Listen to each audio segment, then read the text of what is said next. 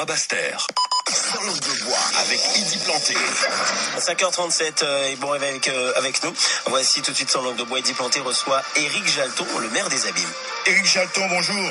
Bonjour Idi Planté, bonjour aussi.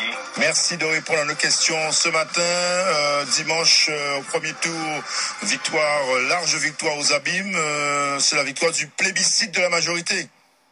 Oui, 54%, c'est mieux que les 46% que j'avais fait au premier tour en 2008.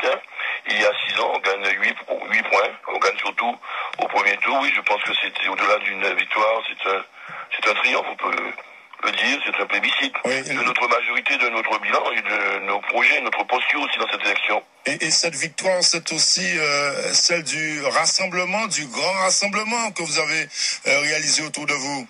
Oui, absolument, qu'on a réalisé progressivement. Ça a pris toute une mandature. C'est pas la veille des élections. Oui. C'est un processus de rassemblement qui a été constant, régulier, qui est traduit par cette belle liste où les meilleurs d'entre nous, bien souvent les mieux placés aussi, au niveau des responsabilités un peu, au niveau territorial, capables de mieux défendre les intérêts de la commune et de la communauté d'agglomération était sur ma liste, oui. Oui, ça voulait dire aussi, Éric Jalton, que vous n'êtes pas un homme de parti. Vous êtes au-delà de tout cela. Un homme de parti, non, je pense que je l'ai été. Vous l'avez été, vous n'êtes plus. Je ne suis plus vraiment, puisque je suis dans aucun parti, sinon mon association politique, mais qui est un parti, disons, plus local, abîmien, quoi. Oui. Donc vous pouvez passer, vous pouvez conclure un accord avec GUSR pour Dominique Théophile, donc ratisser vraiment large aux Abîmes. Oui, mais c'est la gauche, Oui, c'est toujours la gauche, bien sûr. Même quand on est dans un parti, il est interdit de faire rassembler les autres formations. Je rassemble à la gauche et je l'ai fait dès le premier tour, donc c'est une bonne chose. Alors après un tel plébiscite, Éric Jalton, il va falloir travailler encore pour les Abîmes. Quels sont vos axes de travail, ce que vous n'avez pas pu faire lors de cette dernière mandature? On s'inscrit dans la continuité. On a bon nombre de projets qui sont déjà financés, lancés. On a de quoi meubler toute la mandature, puisque notre avantage, c'est que nous avons déjà bouclé les financements. Donc, quelle que soit peut-être la crise, on ne va pas en subir les conséquences. Maintenant, pour les projets nouveaux, il faudra rechercher les financements, là c'est autre chose. Mais on a déjà de quoi meubler toute la mandature, avec la rénovation urbaine de 100 millions sur 6 ans. On a les archives vont se poursuivre sur Nice, la Fond.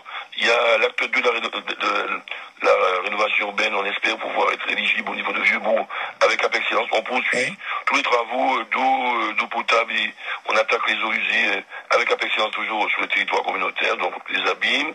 Et on a le développement rural durable, c'est-à-dire tous ces réseaux de l'eau, d'électricité, de voirie, de routes, de désenclavement numérique, de transport. On doit amener un peu partout ce territoire, notamment nos zones rurales. Donc il y a du travail et on est déjà en cours, c'est la continuité, ce changement qui continue, mais vers l'excellence pour progresser progressivement vers le mieux qu'on puisse donner ici aux Abîmes. Alors vous avez évoqué l'intercommunalité, Cap Excellence. Est-ce que vous serez candidat à la présidence? On va voir si on va en discuter.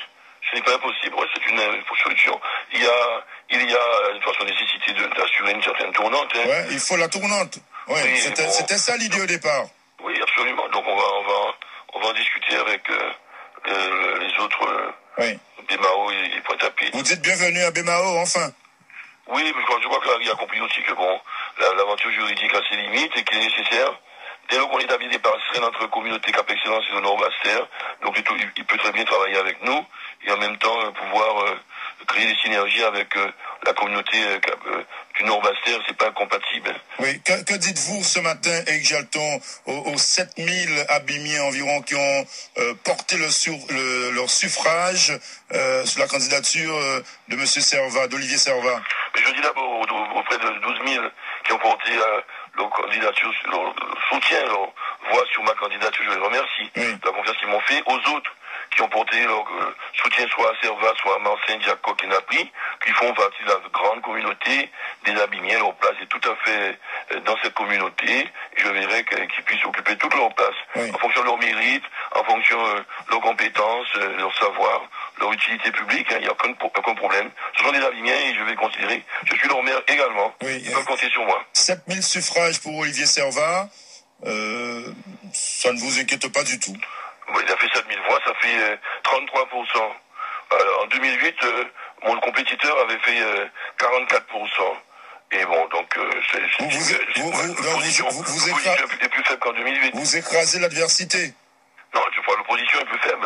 Ouais. Elle est peut-être de moins bonne qualité qu'en 2008. Mais je note que l'opposition a au moins 11 points de moins qu'en 2008. Oui, et moi, je fais 8 points de plus. Donc l'écart entre l'opposition et moi, et c'est agrandi encore à l'occasion de ce premier tour de 2008. Les opposants les plus dangereux étaient à vos côtés. Mais sans doute, on a su rassembler, et l'opposition est déjà pour son compris. Je pense aussi à récupérer cet nombre d'irréductibles qui étaient avec Marseille, qui m'apprécient pas forcément, qui ont préféré aller avec Servat. Mais beaucoup de ceux qui étaient avec Daniel Marseille m'ont rejoint et ont été dans ce grand rassemblement que j'ai opéré. Je pense que d'autres se sont portés sur Naples, sur Jacob, sur Marseille, même sur Servat, mais qui veulent travailler durant cette mandature pour les Abimiens, vont me rejoindre, qu'on élargisse encore ce grand rassemblement des Abimiens. Mon ambition, c'est de rassembler encore une fois 2 Abimiens sur 6. 2 Abimiens sur 3. J'imagine que vous avez aussi analysé les autres résultats dans les autres communes, avec des résultats, Lucette Mchechouri réélu au premier tour, Aramis Sarbo qui revient à vieux habitants. Que vous inspire, la droite se réveille. Que vous inspire ces résultats, ces analyses? Je vois que la droite se réveille. Oui. En Guadeloupe, la droite n'est pas morte. En Guadeloupe, ni au niveau national, et même la Front National pointe du nez, ce qui m'inquiète beaucoup au niveau national. Et donc, il s'agit pour les forces progressistes, les forces de gauche généralement, de savoir se rassembler quand c'est nécessaire. Et bon, les petites ambitions personnelles doivent aller en second, puisque la droite n'est pas morte, en Guadeloupe ni en France. L'extrême droite, il se réveille. Vous, l'homme de gauche, quel regard portez-vous sur les soutiens le challenge aussi de Victorine Lurel, par exemple à Basse-Terre, par exemple aussi à Vieux Habitants, c'est un peu son échec aussi. Oui, quelque part, on ne peut pas dire c'est un succès. C'est évident que c'est un affront pour Victorine Lurel, c'est quand même son fief, etc. Donc c'était historiquement des bastions de droite qu'il a su ramener à la gauche. Apparemment, la droite se réveille dans ce secteur. Et donc, chaque élection a sa configuration, ses enjeux. Mais je pense que c'est une leçon qu'il faut attirer. Il faut faire attention, la droite revient. La ville des Abîmes sera un élément important pour les prochaines régionales de 2015. Pour les Abîmes, quel que soit le maire en place. Oui, quel que soit le maire en place. Ça a toujours été important dans les élections régionales. Après ce plébiscite, oui. Oui, je pense qu'on est la ville des Abîmes, compte tenu de sa démographie et son ancrage à gauche, quand même très, très abondant, joue dans une élection régionale, c'est limite que de le dire. Quoi qu'il en soit, vous allez vous positionner à gauche, c'est sûr, mais on ne sait pas de quel côté. Ah non, mais je suis à gauche. Oui. La gauche, c'est la gauche. Vous savez, là maintenant, il y a gauche Gillot, gauche Lurel. Ah non, je me repère pas comme ça. Oui. Une gauche, moi je suis pour le rassemblement de la gauche. D'accord. Tout à fait honnêtement. Et c'était le seul candidat dans ces élections au niveau guadeloupéen rassemblé, du parti socialiste au parti communiste guadeloupéen, en passant par le PPDG, Guadeloupe Unie Socialité, une partie du mouvement écologique.